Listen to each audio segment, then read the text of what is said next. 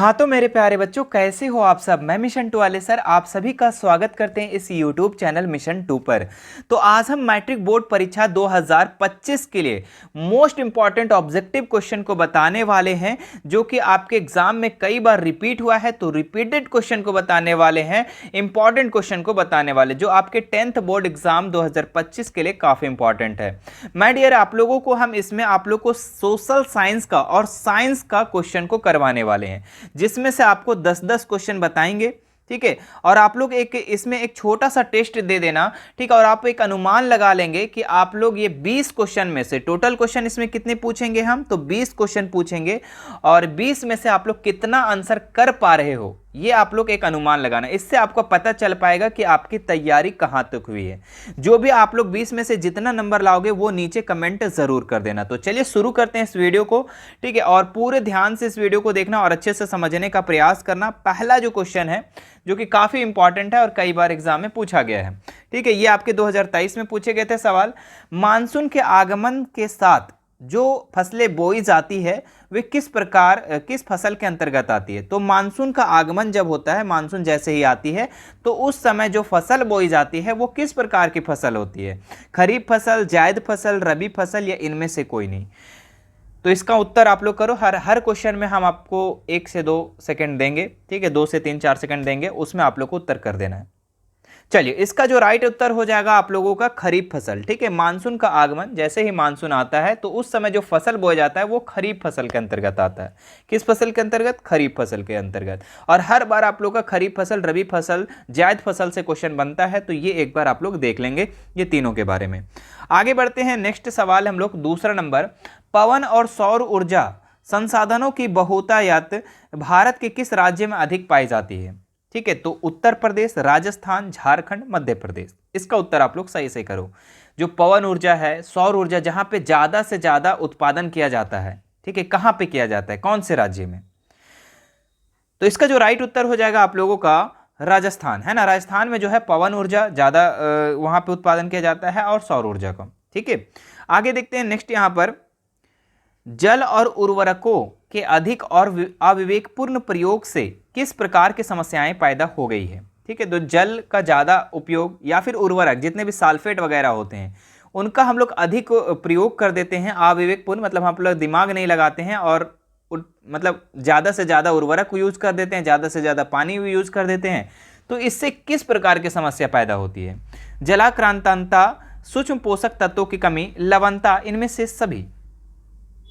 तो इसका जो राइट उत्तर हो जाएगा आप लोग का इनमें से सभी, है ना। हम लोग अपना दिमाग नहीं लगाते हैं और उर्वरक का ज़्यादा प्रयोग कर देते हैं, चाहे कम प्रयोग कर देते हैं, चाहे जल का ज़्यादा कम प्रयोग, है ना। तो इससे हमारा क्या होता है, जल क्रांतता होता है, यानी ज़्यादा जल की बढ़ोतरी हो जाती है, सूक्ष्म पोषक तत्वों की कमी हो जाती है, लवणता बढ़ जाती है। आगे देखते हैं नेक्स्ट सवाल। यहाँ पर 1929 की आर्थिक मंदी के कारण दुनिया के ज़्यादातर हिस्सों में निम्न में से किसकी भयानक गिरावट दर्ज की गई? उत्पादन का, रोजगार, आय और व्यापार का, इनमें से सभी। तो 1929 में जो आर्थिक मंदी हुआ था, ठीक है, तो उस टाइम क्या गिरावट आया था? तो उत्पादन में भी गिरावट आ गया था, रोजगार में भी, आय और व्यापार में, यानी इनमें से सभी इसका राइट उत्तर हो जाएगा। ठीक है माय डियर, आप लोग को बता देता हूं, इस तरीके से लगातार आप वीडियो आप लोग का अपलोड होते रहेगा जब तक आपका एग्जाम फरवरी में। आपका एग्जाम कब होने वाला है? फरवरी में होने वाला है। तो अब आप लोग का इस मिशन 2 चैनल पे लगातार वीडियो आते रहेगी, ऑब्जेक्टिव सब्जेक्टिव सभी। बस आप लोग का सपोर्ट बना रहना चाहिए। ठीक है, आप लोग वीडियो को क्या करना है, ज़्यादा से ज़्यादा शेयर करना है। जितना ज़्यादा शेयर करोगे मेरे बच्चों, जितना आप प्यार दिखाओगे, उतना ज़्यादा इसमें वीडियो अपलोड होगा। ठीक है, चूँकि इससे पहले जो आपके सीनियर बच्चे थे, जो क्लास 10th में थे, और आप लोग को भी पता है क्लास 9th में मेरे से पढ़ करके आए हो बहुत सारे बच्चे, है ना, तो आपको पता है कि तैयारी किस लेवल से करवाई जाती है, कैसे करवाया जाता है। ठीक है, तो इसीलिए आप लोग क्या करना है, चैनल को ज़्यादा से ज़्यादा शेयर करना है अपने दोस्तों के साथ, मित्रों के साथ, जो भी होंगे। ठीक है, और आप एक काम करना कि क्लास 9th के बच्चे होंगे उन्हें भी शेयर कर देना, क्योंकि आपको 9th में फ़ायदा हुआ था ना, तो बच्चे जो 8 में है, 9th में गए हैं, उनका भी फायदा होना चाहिए। तो आपको ज़्यादा से ज़्यादा चैनल को शेयर करना है। आगे देखते हैं नेक्स्ट। यहाँ पर 5 नंबर, बुनकरों को कच्ची कपास की समस्या का सामना क्यों करना पड़ा? तो जो बुनकर लोग थे वो कच्ची कपास की समस्या कर रहे थे, उसका सामना कर रहे थे, तो क्यों करना पड़ा था? तो कच्चे कपास के निर्यात में वृद्धि, कपास की फसल नष्ट हो गई, स्थानीय बाजार सिकुड़ गए, निर्यात बाजार में गिरावट आ गया। ठीक है, तो इसका जो राइट उत्तर हो जाएगा, कच्चे कपास के निर्यात में क्या हो गई थी? वृद्धि हो गई थी। इसलिए बुनकरों को है कच्ची कपास की समस्या का सामना करना पड़ा था। आगे देखते हैं 6 नंबर सवाल, 19वीं शताब्दी के दौरान ब्रिटेन में सर्वाधिक गतिशील उद्योग कौन से थे? अगर मैं बच्चों आप लोग का ऑप्शन जल्दी से बता देता हूं या आंसर जल्दी बताता हूं तो आप वीडियो को रोक करके देख लेना, ठीक है। वीडियो को जैसे क्वेश्चन आएगा रोक लेना, उसके बाद पहले खुद कर लेना, उसके बाद हमारा जो आंसर होगा वो देख लेना। क्या दिया हुआ है, 19वीं शताब्दी के दौरान ब्रिटेन में सर्वाधिक गतिशील उद्योग कौन से थे? तो 19वीं शताब्दी के दौरान जो था ब्रिटेन में सर्वाधिक गतिशील जो थे, सबसे ज़्यादा जो उद्योग कौन से थे? तो धातु और चीनी के, कपास और चीनी के, कपास और धातु, कपास और पेट्रोलियम। तो इसका जो राइट उत्तर हो जाएगा आप लोगों का कपास और धातु।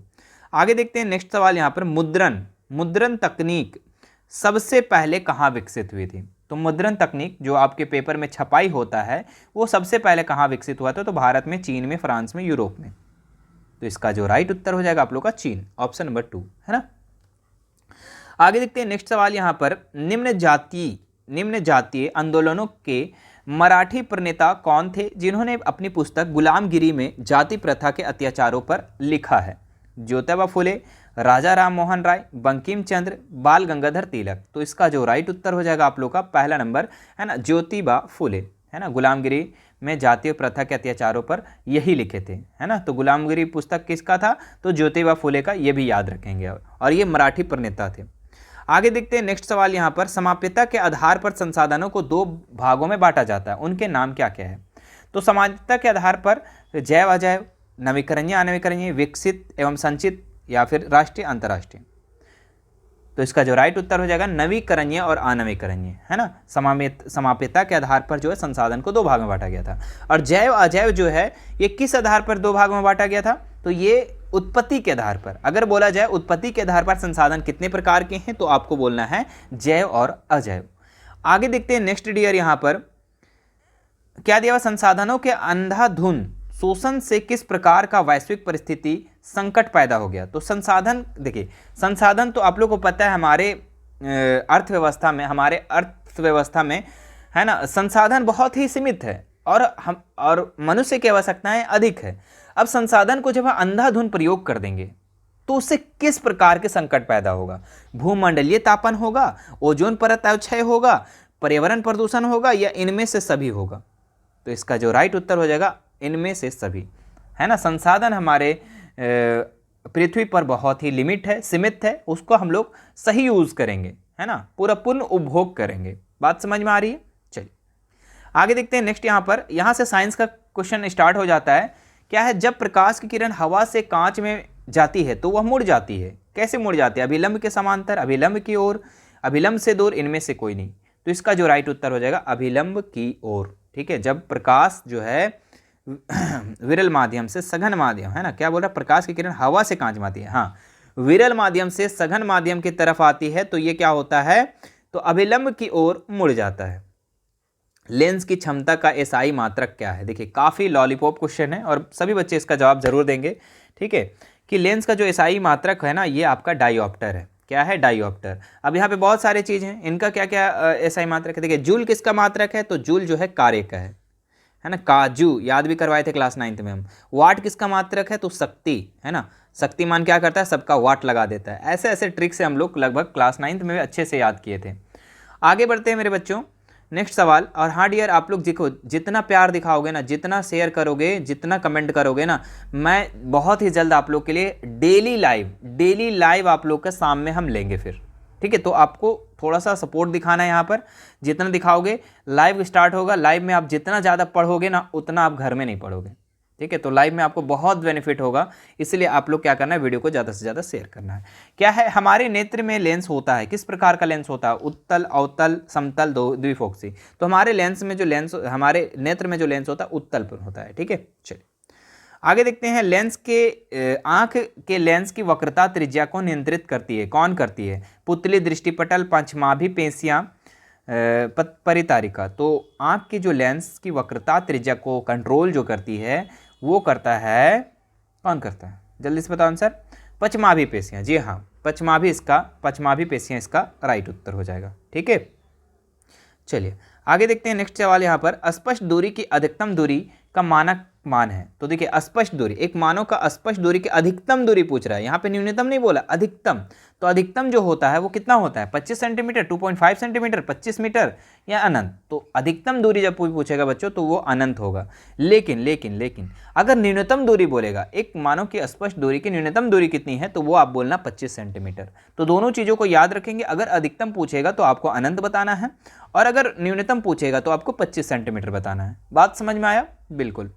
आगे देखते हैं नेक्स्ट, यहाँ पर अवतल लेंस के चश्मे का उपयोग करके किस दृष्टि दोष को दूर किया जा सकता है? निकट दृष्टि दोष, दीर्घ दृष्टि दोष, जरा दृष्टि दोष, इनमें से कोई नहीं। तो अवतल लेंस के चश्मे का प्रयोग करके किस दृष्टि दोष का दूर किया जा सकता है? तो ये किया जा सकता है निकट दृष्टि दोष, निकट दृष्टि दोष, है ना। इसमें निकट दृष्टि दोष में क्या होता है, दूर की वस्तुएं साफ नहीं दिखाई देती है, लेकिन नजदीक की वस्तुएं साफ दिखाई देती है ना। आगे देखते हैं नेक्स्ट, यहाँ पर तारे का टिमटिमाना किस प्रकार की घटना को दर्शाता है? ऑप्शन है प्रकाश का प्रवर्तन, प्रकाश का अपवर्तन, प्रकाश की प्रकिरणन, प्रकाश का वर्ण विक्षेपण। तो तारे का टिमटिमाना जो है ये किस कारण से होता है? तो ये होता है प्रकाश के अपवर्तन के कारण। तो ऑप्शन नंबर दूसरा इसका राइट हो जाएगा। आगे देखते हैं रुधिर के तरल भाग को क्या कहते हैं? प्लाज्मा, सीरम, लसिका, धमनी। तो रुधिर के जो तरल भाग है उसको हम लोग कहते हैं क्या कहते हैं डियर? जल्दी से बताओ आंसर। इसका जो राइट उत्तर हो जाएगा प्लाज्मा, है ना। चलो आगे देखते हैं नेक्स्ट, यहाँ पर मछली के हृदय में कोष्ठों की संख्या कितनी होती है? कितनी कोष्ठक होते हैं मछली में? 2, 3, 4, केवल 1। तो मछली में जो होता है 2 कोष्ठक होते हैं। अच्छा, मानव में कितना होता है? मानव में कितने कोष्ठक होते हैं? तो 4 कोष्ठक होते हैं। कौन कौन से? दायां निलय, बायां निलय, दायां आलेन, बायां आलेन, है ना। 4 कोष्ठक होते हैं, याद रखना। मनुष्य के में वृक्क एक तंत्र भाग है जो संबंधित है, किससे संबंधित है? पोषण से, शोषण से, उत्सर्जन से या परिवहन से। तो मनुष्य के जो वृक्क है, किडनी, है ना, वो किससे संबंधित है? तो वो उत्सर्जन तंत्र से। तो ऑप्शन नंबर तीसरा इसका राइट हो जाएगा। तो ये था आप लोग का 20 सवाल। अब आप लोग कमेंट करके मुझे बताओ कि 20 सवाल में से आप लोग कितना आंसर कर पा रहे हो। ठीक है, कितना आंसर कर पा रहे हो। अब 2 क्वेश्चन को आपको हम होमवर्क दे रहे हैं, ये क्वेश्चन आप लोग करके बताओ। ठीक है, ये क्वेश्चन आप लोग का होमवर्क है, ये आप 20 में से काउंट मत करना। ठीक है, वो 20 में से कितना किए वो आप अलग बताना, और ये बताना इसका आंसर कि मैग्नीशियम पाया जाता है, क्या पाया जाता है मैग्नीशियम में? क्लोरोफिल पाया जाता है लाल रक्त कणिका में, वर्णी लवक में, या फिर श्वेत रक्त कणिका में। तो ये आपको बताना है कमेंट करके। और एक लास्ट सवाल है, किसी अभिक्रिया में भाग लेने वाले पदार्थ को क्या कहते हैं? ठीक है, आपको हम बताए थे किसी अभिक्रिया में भाग लेने वाले को क्या कहते हैं, और भाग लेने के बाद जो जिसका निर्माण होता है उसको क्या कहते हैं। तो एक को हम लोग निर्माण होता है उसको उत्पाद कहते हैं, लेकिन जो भाग लेता है उसको क्या कहते हैं वो कमेंट करके बताएंगे। तो ये था मेरे बच्चों आप लोग का 20 सवाल, जो कि काफ़ी इंपॉर्टेंट था, और साथ ही साथ आपका एक छोटा सा टेस्ट था। ठीक है, मेरे तरफ से, मिशन 2 टीम की तरफ से आपका एक छोटा सा टेस्ट था। तो आप लोग जल्दी से बताओ इसमें कमेंट करके कि कितना उत्तर कर पा रहे हो, है ना। और वीडियो को क्या करना है, ज़्यादा से ज़्यादा शेयर करना है, ताकि आप लोग जितना सपोर्ट दिखाओगे मेरे बच्चों, उतना ज़्यादा आप लोग को इस YouTube चैनल मिशन 2 से बहुत ज़्यादा बेनिफिट होने वाला है। जिस प्रकार क्लास 9th में हुआ था, आप लोग को भी इस बार भी होएगा। ठीक है, और 9th वाले बच्चों को भी शेयर ज़रूर कर देंगे। जो 9th का वीडियो हमारे मिशन 2 चैनल पर है, वो वीडियो को कम से कम शेयर कर दो, कि ये सारे प्लेलिस्ट आप लोगों को पता है ना, प्लेलिस्ट हम दिए थे 9th क्लास में, तो वो प्लेलिस्ट अपने दोस्तों को शेयर कर दो कि ये सारे प्लेलिस्ट को आप देख लो। ठीक है, बाकी 9th का भी बच्चों का भी वीडियो आएगा, आप लोग के लिए भी आएगा, बस आप लोगों को सपोर्ट चाहिए मुझे। चलिए फिर मिलते हैं आप लोगों से नेक्स्ट वीडियो में। Thank you so much.